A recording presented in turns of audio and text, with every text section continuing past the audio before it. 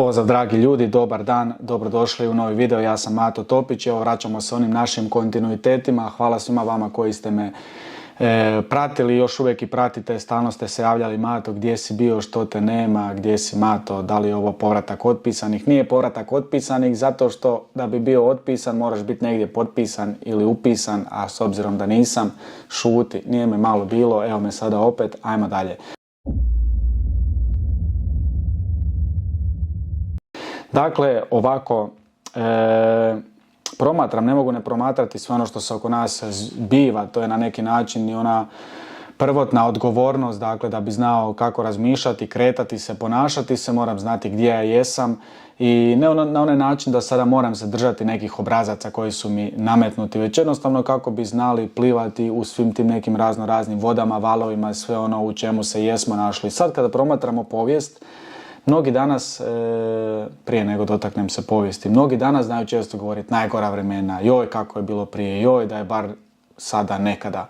Dakle, nekada sada nije, točka, doviđenja kak je bilo nekada, a i to nekada puno puta gledamo kroz prizmu, sad ti zamišljaš tamo neko selo, sve jedu prirodno, domaći krompir, domaće ovo, domaće ono, dijete tamo muze kravu, muž ide tamo lovit neku živinu, žena, ne znam šta žena radi, ona čeka muža, valjda šta zna, malo gladnila, tamo njiše neka dojenčad.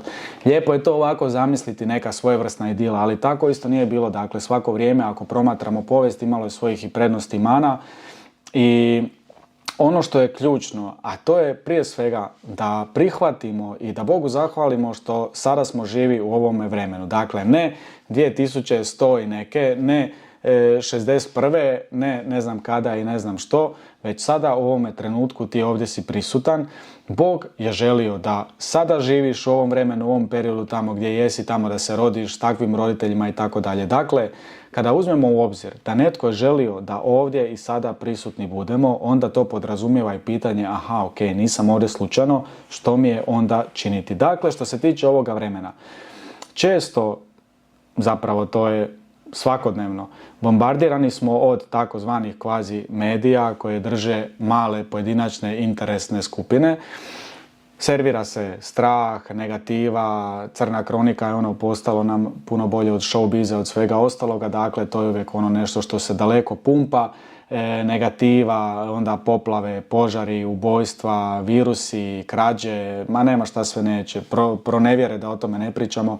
Dakle, sve to je jedan taj talog koji na neki način svojevrsno budi u čovjeku određeni gnjev. Dakle, dođe ti da budeš lud, dođe da budeš lud na sistem, na nekog možda pojedinog, šta ja znam, političara, na nekog možda poslodavca, na nekog možda u školi, na nekog možda u nekom dijelu sustava ili sistema koji radi sve ono kako bi učinilo čovjeku se loše. Dakle, i tu možemo onda ući u tu jednu, a već smo i ušli, nažalost mnogi jako često to upadamo, kolektivnu svijest gdje svi na isti način već se mirimo, već gunđamo kako je sve negativno, kako je loše, kako je najgore razdoblje, pa onda vidimo čak to mi isto često rastuže i mnogi koji žele raditi o dobrim stvarima, žele raditi na tome da čovjeku nekako donesu neku nadu, borbu, želju, radost, motivaciju, opet se nekako u fokus stavlja sve to negativno. Naravno da mi moramo biti svjesni što se sve oko nas biva da bi mogli djelovati, da bi znali kako i tome se suprotstaviti i to pobijediti,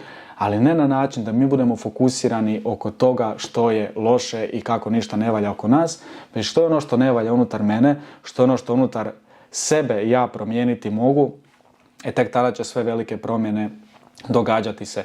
Dakle, ponavljam, da li je 2023. najgora moguća ikad, da li je sve planski isplanirano, puno toga možda ima, ali nemojmo nasjedati na sve ono što se predstavlja, da postanemo oko svega sumnjičavi do te mjere da počnemo lagano dizati ruke, da u svemu vidimo neku, ne znam, potencijalnu opasnost, to je onda također veoma opasno. Zato što ti ako želiš ići iskreno i čisto pa ljubiti kroz život, uvijek na neki način se izlažeš tome da budeš možda i ranjen i ranjiv. Ali želim kroz ovaj video i kroz ovu tematiku staviti onu jednu, kak da kažem, konstantu, jednu crtu koja će nas stalno pratiti. A to je jedna ključna i najključnija stvar, a tako često to zaboravimo. Ispričat ću jednu priču, ta priča je David i Golijat.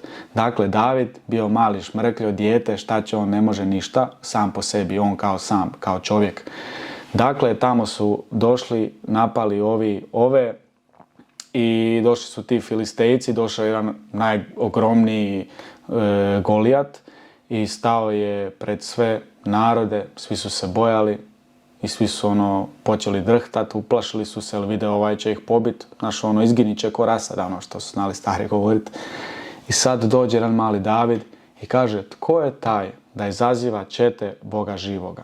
Dakle, on je znao da on sam po sebi šmrkljo, šta će, ništa. Ali znao je koga uz sebe ima.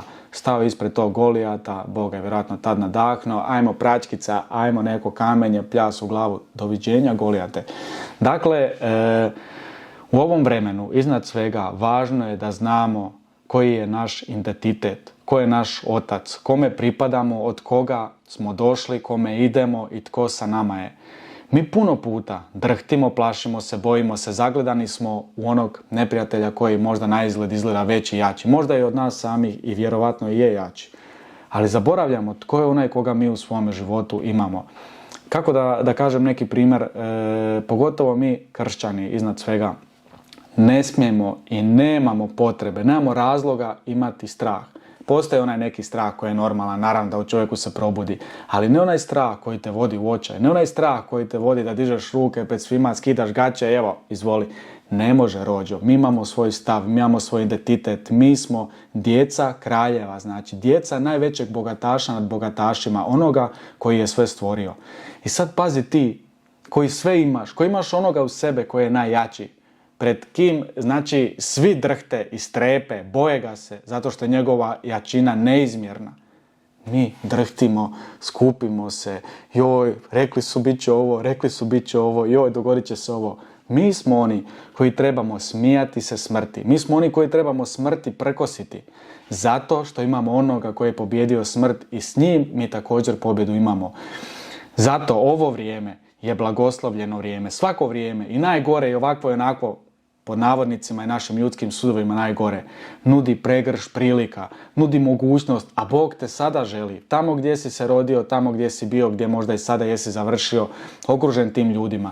Tu je bitka. Neće bitke dolaziti tamo nekad, negdje za neke velike stvari, pa onda ćeš ti nešto. Sada, svakoga dana, svakoga trenutka, probudi se, napravi si neke točke, budi čovjek stava, neka da bude da, ne. I mi moramo biti oni koji će, pa i tom zlu koje je sve vidljivije, pa i u tjelesnom obličju, prkositi, da ono bude to koje će se bojati.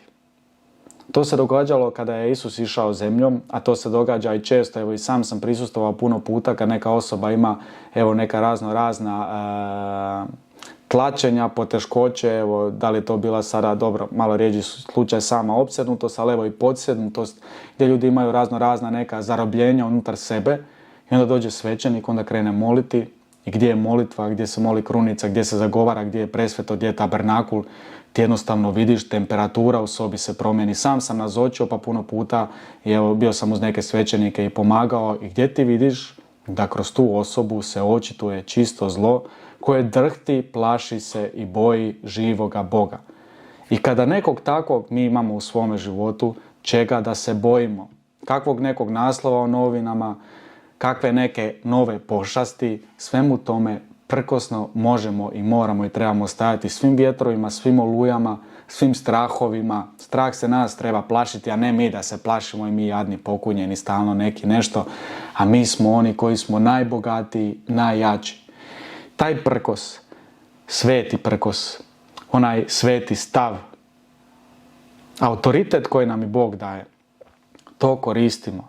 To zamislite kako da kažem, zamisli sada da svaki dan trebaš ići na posao, 50 km, a ti imaš automobil, najbolji mogući koji će te na najsigurniji način odvesti do tog posla, a mi bosi idemo po trnju, nekako hodamo, joj jadni mi, joj pa šta će sad biti, pa težak je put, pa joj znaš kako taj put izgleda. Konju jedan imaš pokraj sebe, vozilo koje će te odvesti. Biće i trnja, biće i poteškoća, naravno, ali želim reći na simbolički način da nam je dano onoliko koliko je potrebno da baštinimo ne samo kraljevstvo, već i pobjede ovdje na zemlji. To si posvješćivati, to buditi u sebi i moliti Boga da to nikada u nama se ne ugazi, nikada ta vatra. To bi bilo sve od ovoga videa.